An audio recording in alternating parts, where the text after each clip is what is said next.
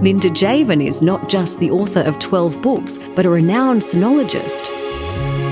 This is part 2 of her conversation with Professor Jing Han from the Institute for Australian and Chinese Arts and Culture at Western Sydney University.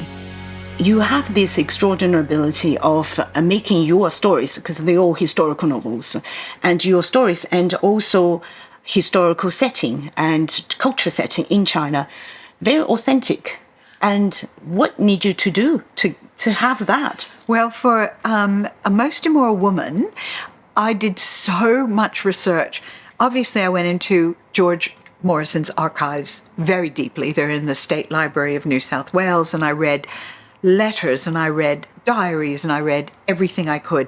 But for the China part, I wouldn't call myself a sinologist because I only have a 4-year degree from university. But I certainly, that's my passion, you know. So I love Chinese history, and I went as deeply into that as I could. And then each thing gave me a clue to something else I needed to learn about. I actually didn't know that much about the Russo-Japanese War. So I was pursuing that. And in the course of looking at materials on that, including a wonderful catalog from a visual exhibition of artifacts and textiles and stuff that was held in, I think it was the Boston Museum of Fine Arts, and I'd ordered the catalog to look at, you know, and that gave me amazing detail. That research ended up with finding a book about Lionel James, who was another Times correspondent and whose story kind of goes along with Morrison's at the time. Lionel James was very involved in covering the war. So I read this book, and then I began to put together the dates, and I realized that a lot of the time Morrison was using meeting James in some place like Weihai or Yantai or someplace as an excuse to rendezvous with May Perkins. Like, it was this really funny thing when I began putting it all together. I did that kind of research. I also went to the Maritime Museum in Sydney. I obtained everything from menus to, of ships that went from San Francisco to Yokohama to China at the time, to general information. I also I did research at the Weihai archives. They were amazing. They were so helpful. Found lots of stuff in the Weihai archives. I visited Yokohama. I visited all of these different places and found so much material. The details of China, about the Russo-Japanese War. How did that begin? What did it mean for China? You know, Chinese, the building anti-Qing nationalistic sense of, that would lead in 7 years to a revolution that overthrew the last dynasty. All of this stuff all came into the background of the story. Mm-hmm. I mean, that's fascinating to hear what you say, because so much research, that series of research is involved in writing this book, because when I was reading, I found really captivating, because with all these details, including for the erotic side, lots of stuff about sexuality at the time, and of course I did lots of research into women's clothing. And so there's one scene in there where he undresses her, she undresses in front of him or something, and it's like layer after layer after layer after layer after layer after layer, because they wore tons of bits. Yeah. And in this Express Lover, I read a lot of you in this book, and through the protagonist, you said, or the narrator said, I wasn't sure if I was writing a novel, history, memoir, or perhaps just some mutant genre, an erotic zombie prose poem, for example, or perhaps just an autobiographical mystery. All I knew was it was a massive thing in all sense of the word, and that I've been trying to write one version or another of it for nearly 25 years. Would you say this is a true statement of your fictional and non-fictional writing? I don't know. What would you say? I feel like, whoa, that is wide stuck in my mind, and I think it's kind of tells a lot. Some stories that you wrote, and I can see a lot of you, but others may not be. I think I'm in every character. Yeah, interesting. You Every see character. That. I'm in Morrison, you know. Yeah, yeah. How about this one? This one, I really enjoy this one, The Infernal Optimism. And this one is quite, you turned completely to a different topic in a different style as well. You assumed him, you know, in the voice of him. And it tells the story of refugees locked up in Sydney's Villawood Detention Centre, which is very familiar to us. And you wrote it as a dark comedy. The novel was shortlisted for the Australian Literature Society Gold Award in 2007. What triggered you to write this novel? And what was your thinking behind turning this very much human rights and hot debated political issue into a dark comedy? So I was visiting refugees in detention from about 2001, and I was visiting them very, very regularly, like a couple times a week. And so I got to know the refugees very, very well. There was also a couple of criminals that were in detention with them that should never have happened because they're families.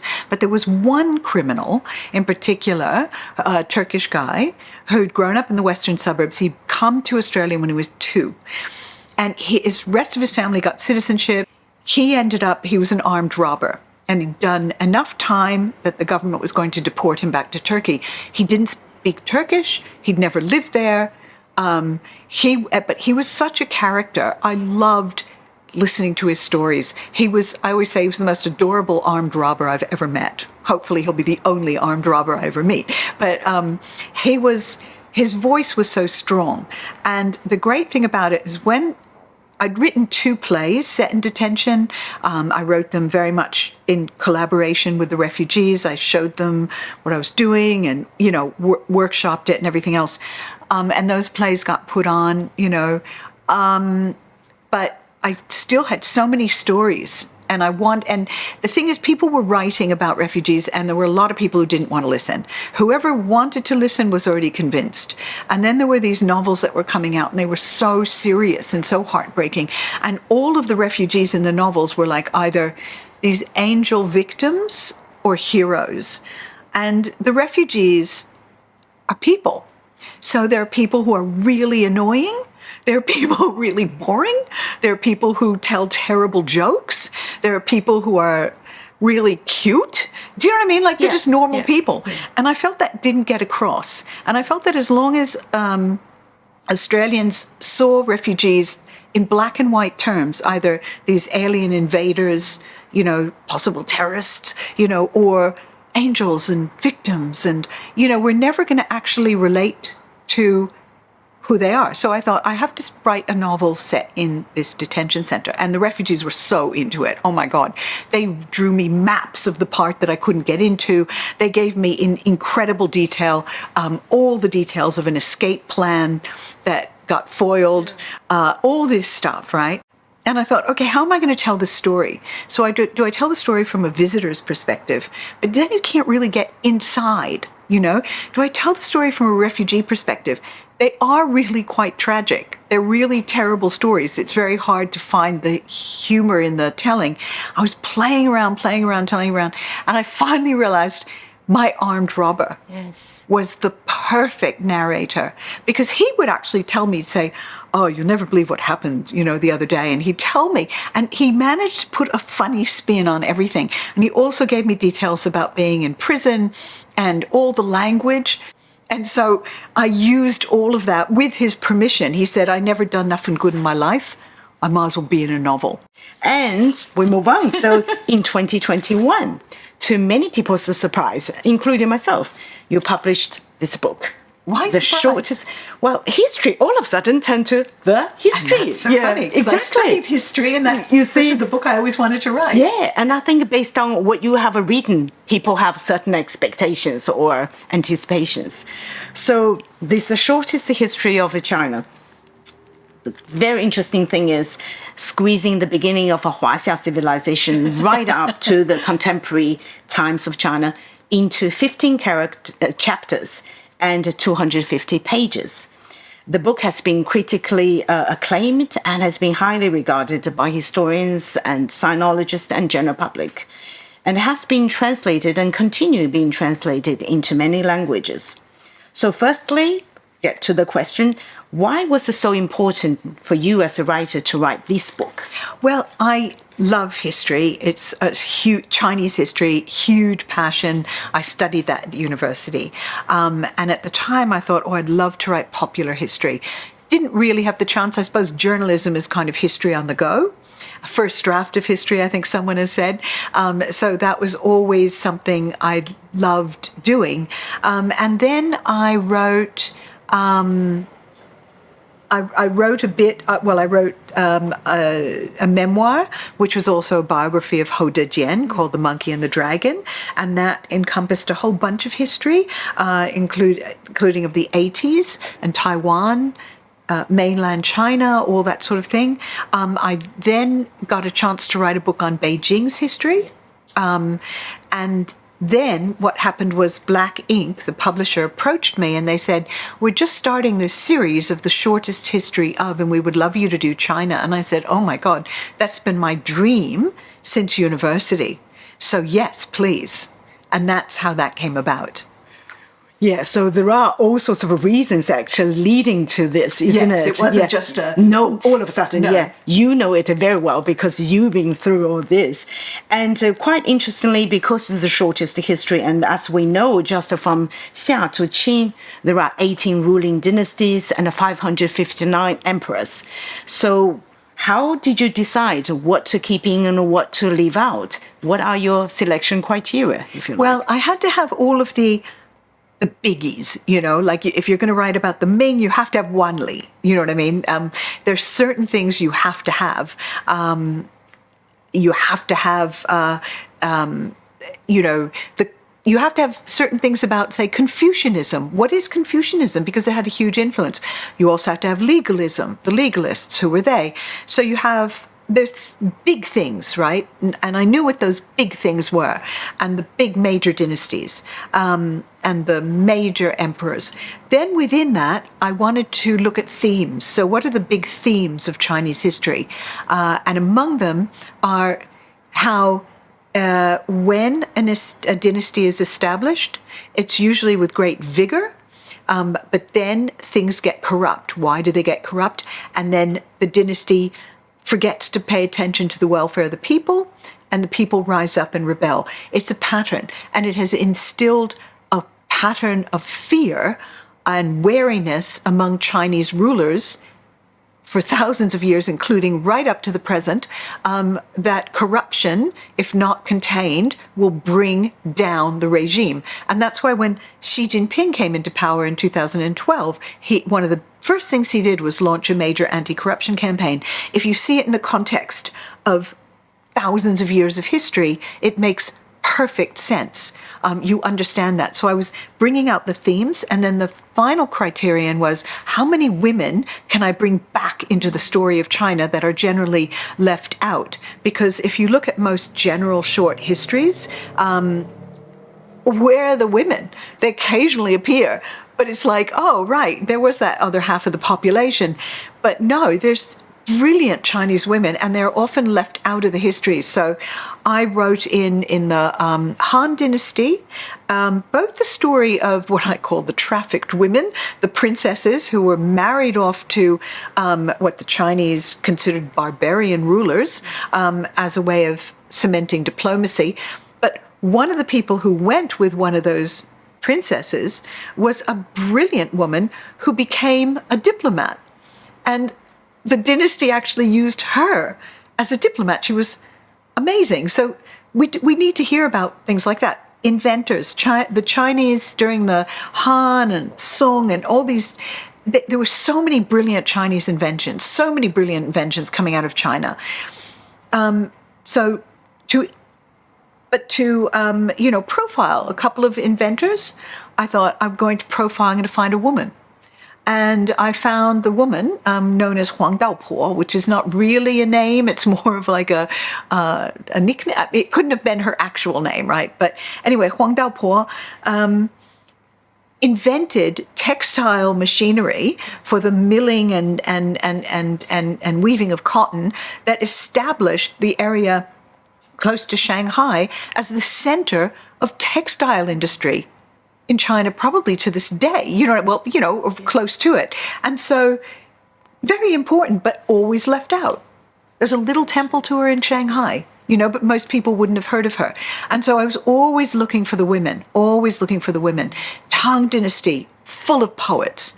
And I would always look at each dynasty and I would say, what is the main, or not even all dynasties, because China has had more periods of disunity when it was broken up than it has been unified. And I think that's glossed over in official histories. China has been disunified more than it has been unified. So what are the big themes in each of these periods? I'm looking for them. And Tang Dynasty, one of the themes obviously is the flourishing of poetry and the beauty of makeup. I love makeup in the Tang Dynasty. It's phenomenal. So you look at these themes and then you bring them all together. And you, of course, deal with the important rebellions and the this and the that. But always looking at this. When I was looking at the Tang poets, there are so many Tang poets. Obviously have to mention Li Bai, Du Fu. You can't not, right? And some of the others. But I also brought up one of my favorite women poets. So, that's how I did it. It is, that tells a lot why this book is really interesting and surprising. Surprising to me is like people who know Chinese history sort of well enough. I still found fascinating all the details or the focus that you put. Quite Linda Jaivin, quite special. The other bit about this... I wrote it a little bit like a novel so that a lot of the chapters finish with a little bit of a cliffhanger. That's right. 窃听下回分解, that is correct. And the other bit about it being very Linda Jaivin's book, this book is... with your exceptionally advanced, I always say this, even though you say you are not sinologist, I don't know who else is if you say you are not, because with your exceptionally advanced knowledge of Chinese language, Chinese culture, and Chinese history. And so in this book, you used many original Chinese texts, including Chinese sayings, Chinese idioms, and in particular, popular pick-up lines. For example, when recounting the thought reform in 1942 called Yan'an Rectification Movement, Yan'an 整风运动, you quoted the popular lines at the time, 脱裤子, 割尾巴, 洗澡, take down the pants, cut off the tails, have a shower, and 上有政策，下有对策. Above, they, meaning government officials, have policies. Below, meaning grassroots people who have ways of getting around policies. Yes. And this one is really funny, cracked me up. China had 站起来, stood up under Mao, 富起来, prospered up under Deng, and 强起来, powered up under Xi. Didn't she say that? It's in this book, yes. But I think she actually said that. Yes, that's right.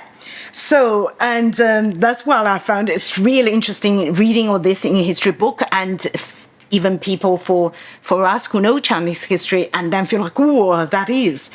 So what was the reason behind using those, colloquial expressions, and where did you find them? A lot of them I kind of... knew or encountered in my reading, because my reading for the book was in Chinese and in English sources, both. It just struck me. I think that's the novelist journalist in me. Things strike me as being emblematic or funny or interesting or able to focus people on a particular point. So I would be drawn to those things. And I was also very much drawn to the idea that one of the big themes of the book, and probably a reason that people respond so well to it too, is that I'm always looking for the outsiders who illuminate other perspectives. So I mean, personally, I love the Taoists, and I love the seven sages of the Bamboo Grove, who were the ultimate eccentrics, who wanted nothing to do with mainstream society. I love all the anecdotes about them. So throughout history, I'm always interested in seeing these eccentric or dissident voices and how they shed other light on issues along with the mainstream views. To end this very fascinating conversation, I would like to quote a commentary from Sydney Morning Herald. And it says, Jaivin's writing, like Jaivin herself, is vivacious, insightful, and original. Would you agree? I don't know. It's for other people to say. I do fully agree. And I said, well, that is a good summary. Thank you so much, Linda. It's a delightful and insightful conversation. It was really fun. Thank you so much. Thank you.